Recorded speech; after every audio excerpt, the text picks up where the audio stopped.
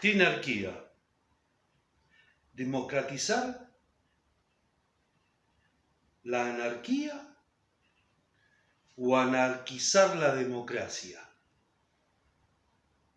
Ese es el desafío de la próxima era.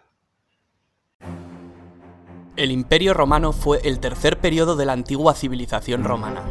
El primer periodo fue la monarquía y el segundo la república. Repasemos muy brevemente el origen de Roma. Según la tradición romana, el origen de Roma se remonta a los hermanos gemelos Rómulo y Remo, que de bebés fueron amamantados por la loba Capitolina. Más tarde, Rómulo mató a Remo y fundaría la ciudad de Roma sobre el monte Palatino, convirtiéndose en su primer rey. La forma política de Roma será la monarquía hasta que fue expulsado el último rey, Tarquinio el Soberbio. Después de la expulsión del monarca se creó un senado permanente que decidió abolir la monarquía, convirtiendo a Roma en una república.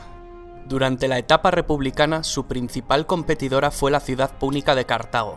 Las guerras púnicas llevaron a Roma a salir de sus fronteras naturales, en la península itálica, y a adquirir poco a poco nuevos dominios que debía administrar, como Sicilia, Cerdeña, Córcega, Hispania y Liria. Fue en ese momento, al comienzo mismo de la República, cuando las conocidas siglas SPQR, Senatus Populus Quae Romanus, algo así como el Senado y el pueblo romano, se convirtieron en el símbolo de Roma. Roma se hizo con el control de la cuenca mediterránea. Los dominios se hicieron tan extensos que pronto fueron difícilmente gobernables por un senado incapaz de moverse de la capital ni de tomar decisiones con rapidez. Así fue como surgieron personajes ambiciosos como el general Julio César, quien no solo amplió los dominios de Roma conquistando la Galia, sino que desafió la autoridad del Senado romano y reveló la importancia que tenía poseer la autoridad sobre las tropas para obtener rédito político. Tras la guerra civil que lo enfrentó a Pompeyo y al Senado, César se había erigido en mandatario absoluto de Roma y se había hecho nombrar Dictator Perpetuus. Tal osadía no agradó a los miembros más conservadores del Senado romano que conspiraron contra él y lo asesinaron durante los idus de marzo, dentro del propio Senado, lo que suponía el restablecimiento de la República, cuyo retorno sin embargo sería efímero. El precedente no pasó desapercibido para el joven hijo adoptivo de César, Octavio, quien se convirtió años más tarde en el primer emperador de Roma, tras derrotar en el campo de batalla primero a los asesinos de César y más tarde a su antiguo aliado, Marco Antonio, unido a la reina Cleopatra de Egipto, en una ambiciosa alianza para conquistar Roma. A su regreso a Roma, el poder de Octavio fue enorme, tanto como lo fue la influencia sobre sus legiones.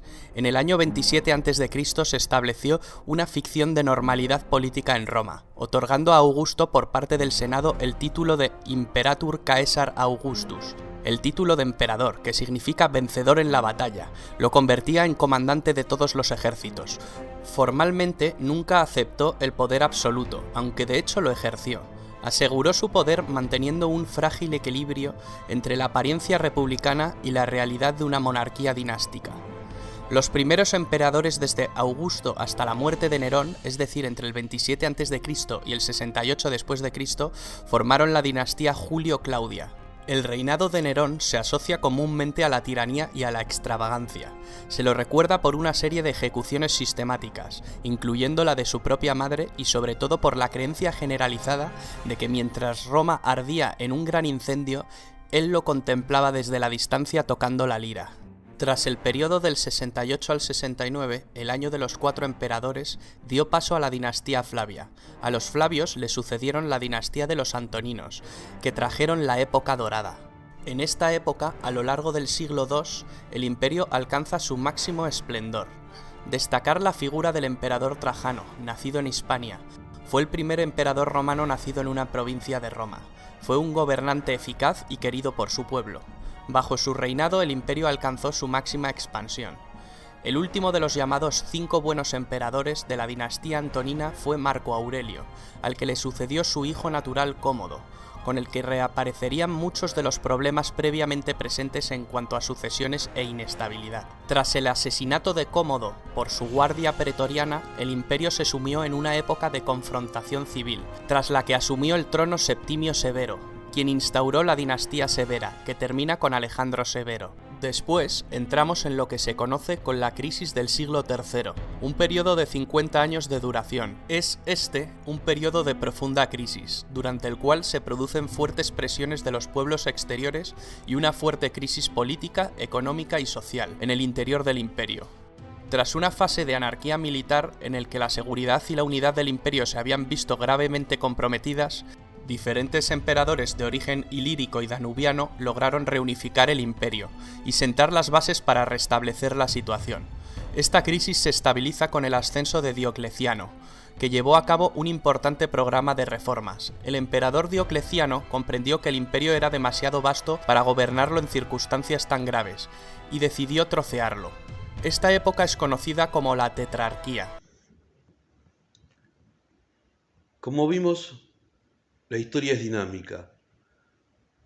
Los imperios tienen sus procesos de surgimiento, apogeo y caída. Hay infinidad de casos en la existencia de la especie humana.